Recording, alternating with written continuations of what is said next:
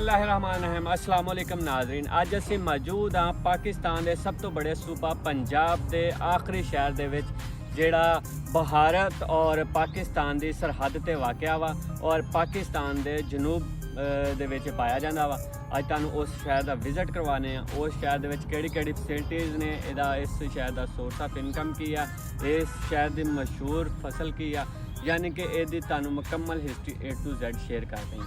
इस तो पहले एक रिक्वेस्ट है, जिस मेरे भाई ने, मेरे वीर ने, मेरे ब्रदर ने मेरा चैनल सबसक्राइब नहीं किया और सबसक्राइब कर ले ते नाल बैल वाली घंटी ते यस कर दे।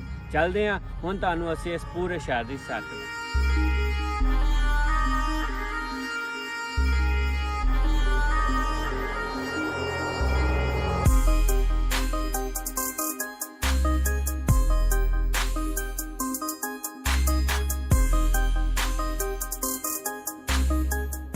फोटाबाज का मेन रोड एक ही वे, इसनों एक ही रस्ता लगता है, इस तो अलावा कोई रस्ता नहीं है। और रस्ता यह रोड ही है जिहड़ा लाहौर, बहावल नगर, साहिवाल इत्थे दे लोगों के नाल फोटाबाज से रहायशी लोग जिन्हां नाल लिंक कर रहा वे।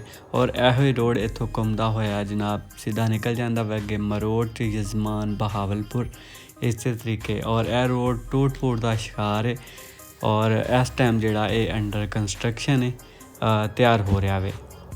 बाकी फोटाबाज की हिस्ट्री के बारे गल की जाए तो हिस्ट्री के बारे यह है कि फोटाबाज का जिहड़ा नाम सब तो पहले सी फुलड़ा सीगा, क्योंकि इस जगह ते एक किला सी फुलड़ा। 1525 ईस्वी तो पहला दा फोटाबाज शहर मौजूद है हिस्ट्री दे विच। 1927 ईस्वी दे विच फोटाबाज नूं एक तहसील का दर्जा दिता गया। तहसील का दर्जा सर सादक मुहम्मद अब्बासी ने दिता और जिस टाइम उन्होंने इनू तहसील का दर्जा दिता तो इसका नाम फिर उन्होंने तब्दील करके अपने बड़े बेटे मुहम्मद अब्बास का नाम सीगा, उस तो इन्होंने शहर का नाम रख दिता फोर्टा अब्बास। इनका जिहड़ा नाम 1925 ईस्वी दे विच तजवीज़ किया गया। इस तो पहला इस शहर का नाम जिहड़ा सी ना फुलड़ा स्ट्रीट सी। इस शहर दे विच रेलवे रेस्ट हाउस है, रेलवे रेस्ट हाउस है और यह फिर भी कुछ कदर साफ सुथरा वे। इस तो अगे तुहानूं दिखाने हैं कि इत्थों दी जिहड़ी रेलवे निज़ाम है वो तबाह कुन है और किस तरह तबाह कुन है वो मैं तुहानूं दिखाना अगे जाके।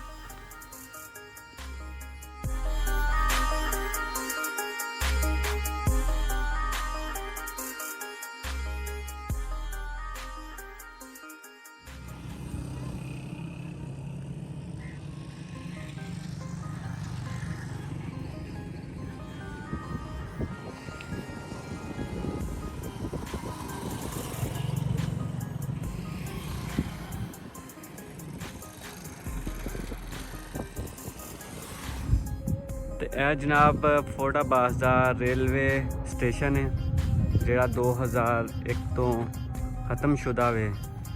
2001-2000 तो ये जिहड़ा बंद वे, जिहड़ा एक खंडर का मकाम पेश कर रहा, एक खंडर तरह बनया पिया वे जिवें कि तुसीं देख रहे हो।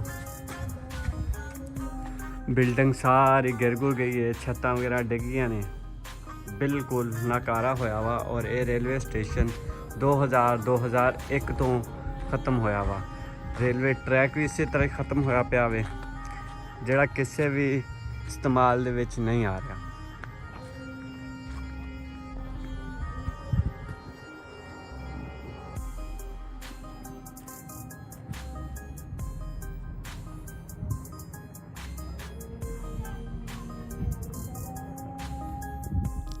जिस तरह के जनाब फोटाबाज एक छोटा जिहा और तारीखी शहर है और यह जिहड़ा शहर है यह ज़राअत दे मामले दे विच भी काफ़ी मशहूर है।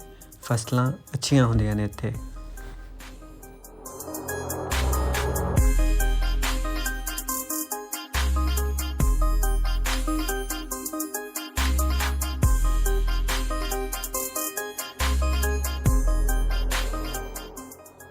यह फोटाबाज का स्टैंड है, बस स्टैंड है।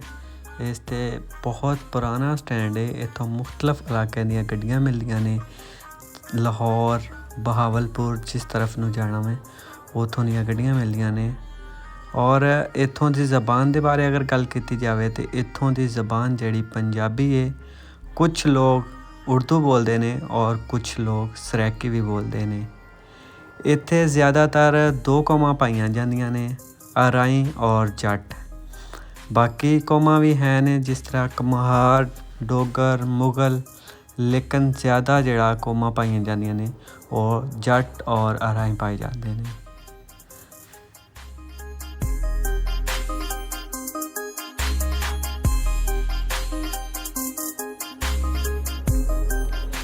इस इलाके का जिहड़ा ज़्यादा निज़ाम है ज़रात है और ज़रात की जिहड़ी मशहूर फसल है वो गंदम और कपास है। जिस तरीके के हुण गर्मी है, मौसम गर्मी का है तो गंदम बिल्कुल तैयार है। इस गंदम की कटाई की जाएगी और कटाई करके फिर इन्हें सेल किया जाएगा।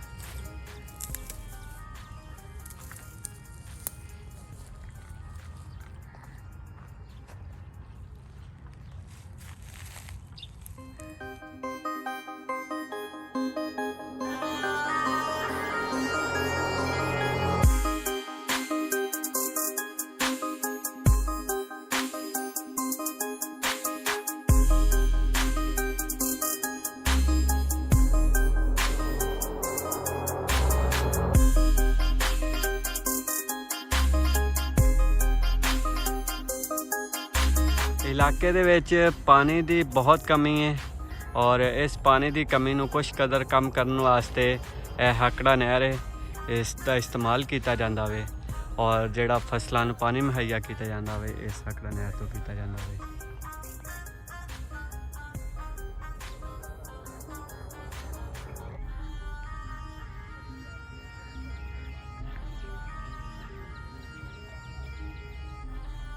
इस इलाके दे विच तहसील के लिहाज नाल हर सहूलियात मौजूद ने, जिस तरह नादरा ऑफिस हो गया, कॉलेज हो गया, उस तो बाद स्कूल हो गया, उस तो बाद थाना हो गया।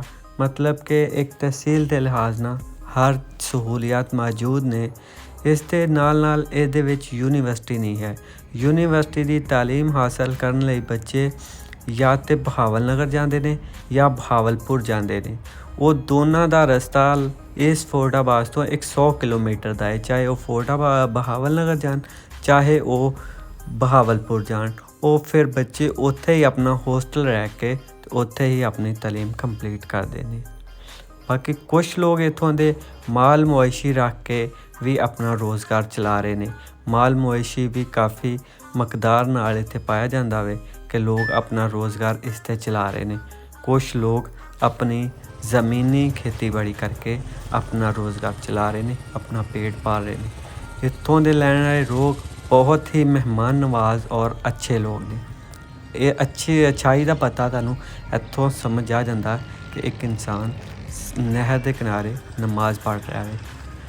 बाकी तुहानूं फोर्टाबाद शहर कैसा लगा और तुहानूं साडी यह वीडियो कैसी लगी, मैनूं कमेंट्स बॉक्स ज़रूर दसना। तब तक ले ली अल्लाह हाफिज़। इंशाअल्लाह नेक्स्ट किसी अच्छे व्लॉग दे नाल मिलांगे। दुआवां च याद रखना। खुदा हाफिज़।